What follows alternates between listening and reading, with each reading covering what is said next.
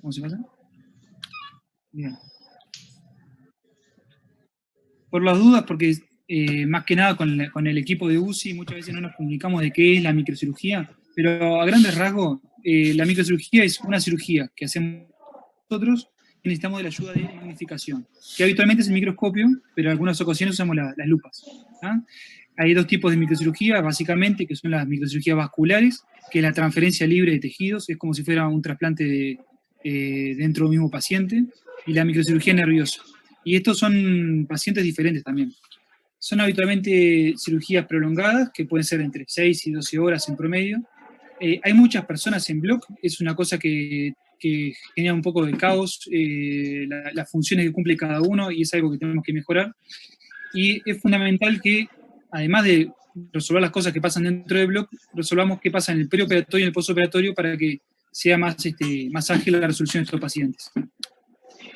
Simplemente a modo de recordar para los que no han visto ninguna micro, mostrar algún caso o para qué lo usamos. Por ejemplo, podemos tener este tipo de pacientes que tienen un área cruenta en el brazo, en el antebrazo, y bueno, una opción es sacar, por ejemplo, la piel del muslo, ¿sí? Se saca con la arteria y con la vena, y esa piel luego se corta la arteria y la vena y se transfiere a un lugar receptor. Ahí está el colágeno ya libre totalmente, y dependemos de esa anastomosis arterial y venosa para que el flujo hacia ese tejido sea correcto. Entonces, hay muchos factores que van a influenciar que esto no se trombose. Imagínense si los cirujanos vasculares tienen problemas de trombosis cuando hace una arteria femoral que mide 10, 15 milímetros de luz, en estos casos que miden 1 milímetro los vasos, el riesgo es mayor. Sin embargo, el éxito es alto también, es aproximadamente un 95%. Este es un resultado final luego de hacer una cobertura. También los pacientes de tumores de cabeza y cuello se puede aplicar ahí. Un paciente que tiene un déficit de la mejilla y parte de la cara interna y externa, se hace la cobertura. Para reconstrucción de mama con tejido abdominal.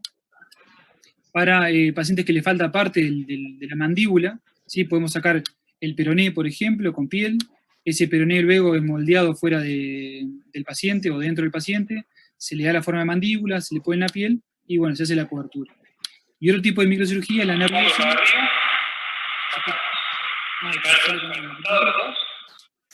Otro tipo de microcirugía, la nerviosa, por ejemplo, las lesiones del plexo braquial, que es otro tipo. O sea, cuando decimos microcirugía, es un término un poco general y no todos los pacientes van a tenerla. Ni la IMA Durazado tuvimos un Ateneo similar que era sobre el manejo perioperatorio de microcirugía. Las diapos que van a ver ahora son las mismas del Ateneo pasado. No vamos a hablar de todos los temas que se hablaron, porque eran un montón, sino que vamos a tratar de centrarnos en lo que se habló sobre vía aérea, sobre todo. ¿No? Pero igual me gustaría mostrar de qué otros temas hablamos para que tengan una idea, sobre todo. ¿No? Estos ateneos preoperatorios para nosotros son importantes para mejorar la seguridad del paciente, para bajar los tiempos quirúrgicos, la curva de aprendizaje de todo el equipo, porque realmente no es el cirujano solo en estas cosas, es fundamental el anestesista, el instrumentista, el circulante. Muchas veces yo le hemos puesto como el nombre problemas domésticos. Fue un ateneo bastante interno, y son los problemas domésticos que tenemos, de qué pasa entre el camillero y que empieza la cirugía. Y bueno, hay una serie de cosas que entorpecen bastante el inicio de la cirugía. Los días previos tiene que estar pronto los estudios preoperatorios, la evaluación por anestesia. Acá tenemos un problema doméstico del Pasteur, que tenemos limitada la accesibilidad policlínica de anestesia. Muchas veces tenemos que pedir en forma personal si puede venir alguien, o en forma informal. Hay pocos anestesistas en la policlínica, o porque el paciente es del interior y justo vino un día que ese día no lo pueden ver. Bueno, eso es uno de los problemas domésticos, por llamarlo de alguna forma. ¿Ah? Después, bueno, la edición de gastrostomía, traqueostomía, si quieren, lo discutimos como segundo plano luego de discutir la vía aérea. Bueno, estas son cosas del preoperatorio que es importante. Una cosa que no tenemos claro nunca, ¿cuándo es la hora de inicio del funcionamiento del bloque y cuál es la hora de inicio de la cirugía? Hay un espacio entre medio, o sea, no es a las 8 de la mañana empezamos las cirugías, habitualmente ya sabemos cómo funciona un bloque. Hay cierto tiempo de demora por múltiples factores, no es un factor solo, que puede ser del bloque quirúrgico o del equipo quirúrgico en sí también. Y luego, una vez que estamos en bloque, tratar de no improvisar. Si hay un cable que cruza a través del bloque, bueno, ya de antemano no estar pisándolo, que las rueditas no pasan. Con todas esas cosas vamos a bajar bastante los tiempos quirúrgicos y se van a hacer más eficaces las cirugías. De esta lista estaría bueno quizás otro día discutirlos tranquilos, pero está el concepto de time out, que es un poco un mini ateneo preoperatorio en el blog mismo antes de empezar la cirugía, media hora antes, encontrarse todos los que van a formar parte de la cirugía. Yo sé que esto es algo idealista, pero ayuda mucho, incluso no solamente el equipo médico, sino el equipo no médico. Esto era una revisión de por qué son importantes los time out preoperatorios. Si quieren, después lo vemos. Bueno, el preacondicionamiento de la sala, para evitar errores de checklist, tener quién es el paciente, qué es lo que vamos a hacer, qué es lo que vamos a operar. De los datos de la cirugía, bueno, cómo se pone la cama. Muchas veces la camilla la colocamos en una posición, el que entra lo colocan y después vemos que al equipo le entorpece porque no hay donde poner el microscopio, porque el tubo pasa por un lugar que no tiene que pasar. Bueno, son todas cosas que tenemos que ir viendo. Y dejé para el final, todo esto lleva aproximadamente, desde que el paciente entra a la bloc central y empieza a cortarse piel, hay un promedio de 1 hora de tiempo que se utiliza en eso. Bien, ¿qué pasa en el postoperatorio? La pregunta, no todas las microcirugías requieren CTI. Tenemos que estratificar qué pacientes van a requerir realmente un CTI, porque como cambiamos mucho de equipo de anestesia, quizás estamos de acuerdo con y otros, simplemente porque son cirugías que demoran 6 horas, de provecho van directamente a CTI. No todos tienen que ir.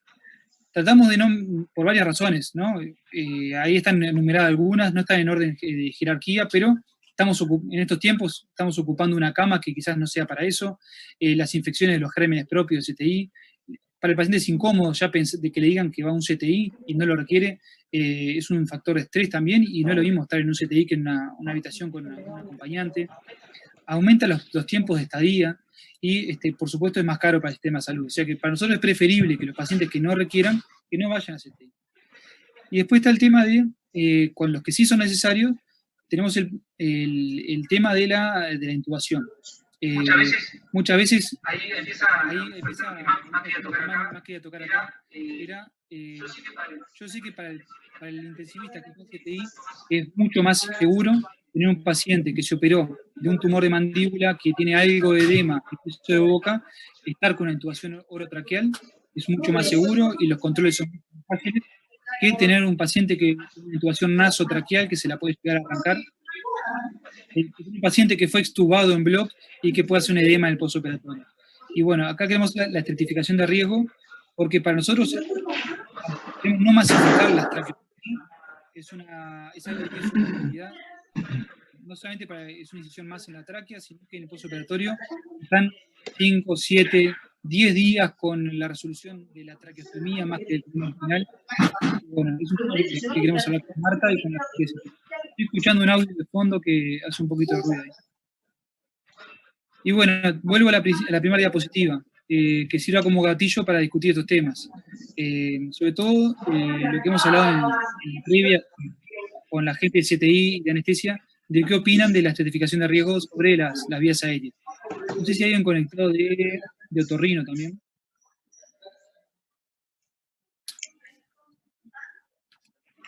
El que quiera hablar, Marta, Ponte. Yo hablo un poquito si quieren, no sé si les parece bien. Antes que nada, perdón que te corte, Marta, me olvidé. El equipo de unidad de cuidados de Ponte tienen también una diapositiva que querían mostrarnos. Díganos si lo más adecuado es ahora o después de empezar la discusión. Si vos finalizaste, Daniel, capaz que... Y la doctora Romina Pereira, que es residente del servicio, hizo una breve presentación de 10 slides para mostrar. Ahí está, dame un segundito. ¿Se pueden compartir?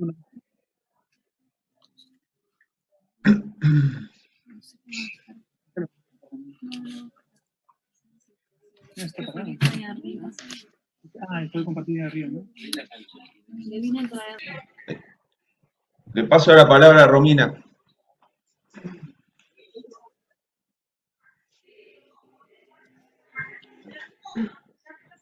Hola, buenos días. Soy Romina Pereira, residente de primer año de Unidad de Cuidados Intensivos acá en el Hospital Pasteur. No sé si se escucha bien el audio. ¿sí? Bueno, la idea en realidad de estas 10 diapositivas es hacer una presentación muy breve de cuidados posoperatorios de cirugía microvascular. La idea es que sea breve y si quieren comentar algo de las diapositivas pueden interrumpir claramente para hacer algún aporte. En principio me pareció importante destacar la importancia de este tema, sobre todo, como mencionaba anteriormente el colega Plástico, de mejorar lo que es el manejo de estos pacientes para a futuro, obviamente, diseñar protocolos para una mejor asistencia a los pacientes en el postoperatorio, en nuestro caso. También destacar en realidad de que estos pacientes con un óptimo cuidado del postoperatorio y obviamente vinculado a un buen manejo en el intraoperatorio y en el preoperatorio, se tiene un porcentaje de falla de los colgajos libres entre un 5 y un 10% y de los reimplantes en un 15 o 30%. Más o menos estos datos fueron extraídos de bibliografía que nosotros consultamos. Y que en nuestro caso, en el CTI, la monitorización debe ser más estrecha en las primeras 48 horas, que es donde vimos que hay la mayor porcentaje de complicaciones, sobre todo las complicaciones del colgajo y del sitio donante. Y después me pareció importante destacar algunas variables de los pacientes como comorbilidades previas que tienen los pacientes a tener en cuenta que pueden exponerlos a un mayor porcentaje de complicaciones. ¿Se puede silenciar los micrófonos? No lo tienes autosilenciado. Bueno, de esas comorbilidades que planteaba al inicio, me pareció importante destacar estas que están allí en la diapositiva, que vimos que estaban destacados en varios de los artículos que consultamos.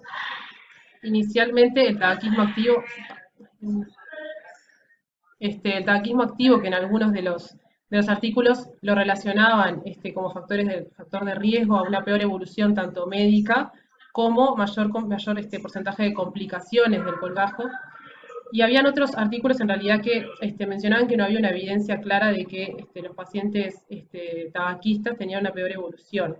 Pero sí, más o menos, entonces estaban de acuerdo que la suspensión del tabaquismo entre 4 a 6 semanas previas a la intervención quirúrgica tenían una mejor evolución en el posoperatorio. Después, los pacientes diabéticos o con mal control metabólico, que también estaban relacionados a que episodios de hiperglicemia, como generaba mayor permeabilidad de los vasos, eso asociaba a formación de edema en los tejidos, que podía predisponer a la formación de edema en el tejido del colgajo, y eso generaba un aumento de la presión en el extravascular que perjudica la perfusión de la piel. También, obviamente, vinculado también a una dificultad mayor en la cicatrización del tejido donante y receptor. La obesidad también como vinculada a mayor porcentaje de complicaciones infecciosas, formación de seroma, los pacientes con patologías vasculares, y también los hábitos tóxicos, sobre todo, mencionamos recién el tabaquismo, pero por ejemplo el alcoholismo, consumo de otras drogas, que sobre todo vinculado a evitar los episodios de síndrome de abstinencia o episodios de excitación, que genera una liberación de catecolaminas y eso promueve obviamente a la vasoconstricción periférica y compromete la perfusión del colgajo. Entonces eso en realidad es algo a tener en cuenta nosotros para poder prevenir esos episodios de excitación. También, que acá no lo mencioné, pero también tener una buena analgesia en estos pacientes, precisamente por lo mismo. Y después en varios de los artículos también mencionaba tener un estricto control de la función renal, ya que se ha visto que pacientes que tienen un valor de creatinina por encima de 1,2 se relaciona a una peor evolución tanto médica como de más complicaciones del colgajo. Bien, ahora puntualmente de lo que es el cuidado en el posoperatorio, destaqué en principio lo que es la tromboprofilaxis, como mencionaron al principio de la charla, que son pacientes que están expuestos a una cirugía de larga duración, de más de 6 horas muchas veces. Son pacientes que tienen alto riesgo de desarrollar una enfermedad tromboembólica venosa. También, obviamente, una de las complicaciones es la trombosis de la anastomosis, pero en estos pacientes, como tiene alto riesgo de formación de TBP, se debe puntualizar en realizar una buena tromboprofilaxis. En la bibliografía que consultamos menciona que esa tromboprofilaxis se debe realizar con heparina bajo peso molecular a dosis de isocoagulación y que podría empezar a realizarse luego de las 6 horas del posoperatorio, si no hay ninguna complicación mayor que obviamente lo contraindique.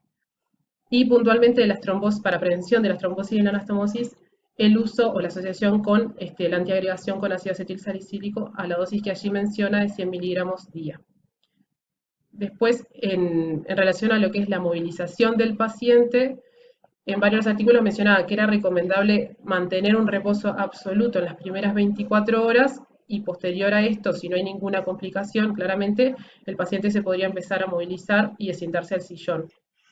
Claramente teniendo en cuenta de que si el colgajo es en algunos miembros inferiores, se debe mantener la pierna elevada para que esté el colgajo a la altura del drenaje venoso. Pero después, en realidad, si es en otro sitio y no hay ninguna complicación, después de las 24 horas, obviamente eso se decide en conjunto con los cirujanos tratantes, pero se podría empezar el paciente a sentar al sillón. Después del control hematimétrico, que acá nos gustaría, si quieren intervenir los cirujanos plásticos para conversar acá, es que en varias la bibliografía consultada mencionaba que el objetivo es mantener una hemoglobina idealmente mayor o igual a 10 miligramos de decilitro, con el objetivo de mantener una buena oxigenación y también relacionada a Bueno, seguimos con el control de temperatura. Como ahí dice, en realidad se estimula que se tenga un buen control de la temperatura, claramente evitando los episodios de hipotermia que se asocian a vasoconstricción periférica que pueden perjudicar a la perfusión del colgajo. Es un elemento a controlar en el perioperatorio, como allí menciona, pero también en el posoperatorio. Se recomienda que se monitorice una temperatura central y que ésta no sea menor a 35 grados. Curaciones no compresivas en el sitio quirúrgico claramente, optimizar la analgesia y prevenir episodios de excitación, como habíamos hablado previamente, para evitar la liberación de catecolaminas que promuevan la vasoconstricción periférica, y de la ventilación mantener una normocapnia sobre todo, para evitar los efectos nocivos de la hipo o hipercapnia.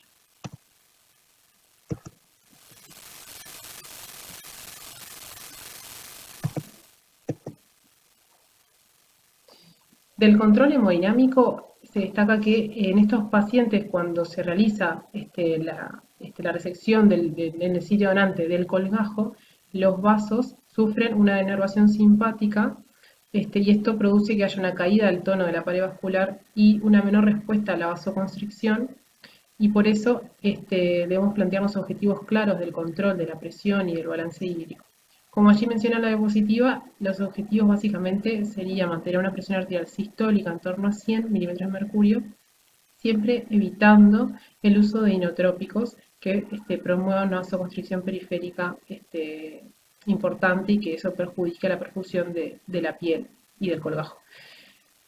Manteniendo un balance hídrico neutro o ligeramente positivo con el aporte de cristaloides que mencionan que de preferencia utilizar el suero salino al 0,9% porque es la solución más isotónica, evitando los episodios de hipervolemia o de hipovolemia por los efectos nocivos que tiene esto, la hipervolemia que favorece la formación de edema en el tejido del colgajo, y la hipovolemia por su efecto procoagulante que favorece las complicaciones trombóticas y claramente por la hipoperfusión también del colgajo.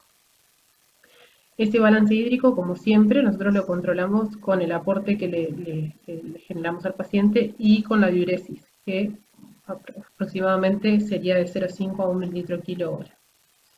En el caso de tener que utilizar inotrópicos porque no llegamos al objetivo de PA o vemos que el paciente tiene una mala perfusión periférica, se utilizaría o estaría avalado el uso de noradrenalina y dobutamina.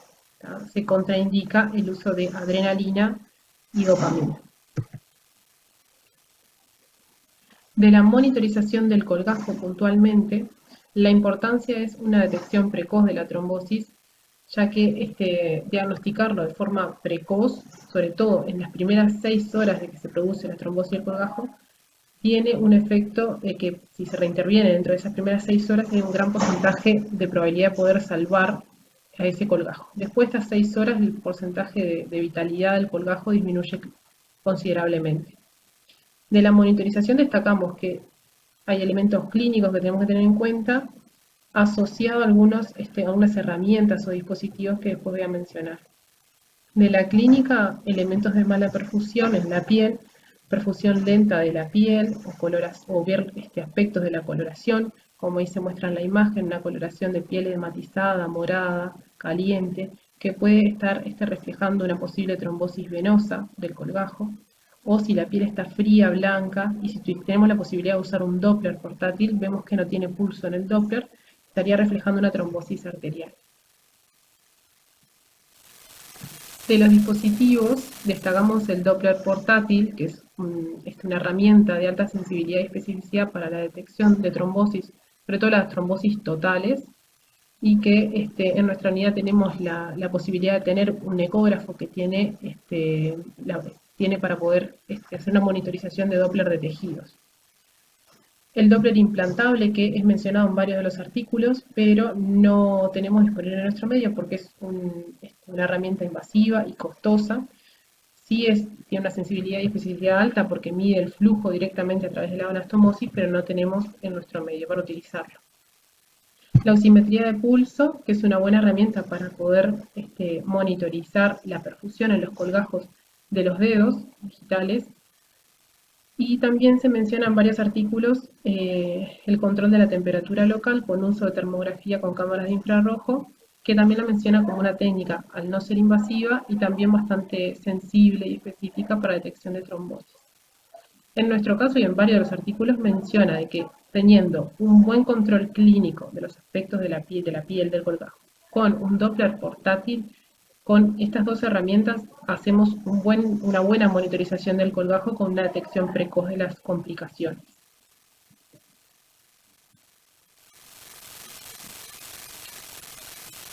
En suma, para redondear el tema, dijimos que el 80% de las complicaciones mayores ocurren en las primeras 48 horas, por eso en estas primeras 48 horas es donde se tiene que tener un control y monitorización más rigurosa de estos pacientes, que tenemos que tener en cuenta ciertas comorbilidades previas de los pacientes que pueden condicionar su evolución, y de los cuidados postoperatorios destacar la tromboprofilaxis, que son pacientes que tienen alto riesgo de enfermedad trombólica venosa y también de desarrollo de la trombosis y de la anastomosis como una complicación del colgajo, que esa tromboprofilaxis se realiza con heparina bajo peso molecular y para la prevención de la trombosis y la anastomosis asociamos ácido acetilsalicílico, control de la hemodinámica con el objetivo de presión arterial sistólica,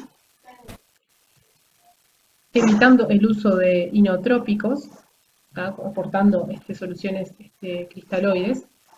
El objetivo de hemoglobina, que era de 10 miligramos de decilitro, pero como habíamos hablado anteriormente, no estaba bien esclarecido cuándo realizar las transfusiones de estos pacientes, que seguimos tomando como punto de cohorte una hemoglobina menor a 7. El control de temperatura, evitar los episodios de hipotermia, o el control metabólico y medio interno, evitar episodios de excitación y de dolor, por lo que hemos hablado anteriormente, y de la monitorización del colgajo, monitorizar el aspecto de la piel, y de dispositivos a utilizar el Doppler portátil. Es una técnica no invasiva, sencilla y que puede aportarnos datos precoz de complicaciones.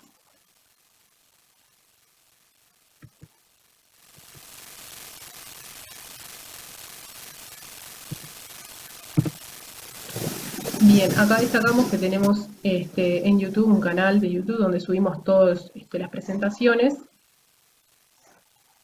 y bueno, finalizamos la charla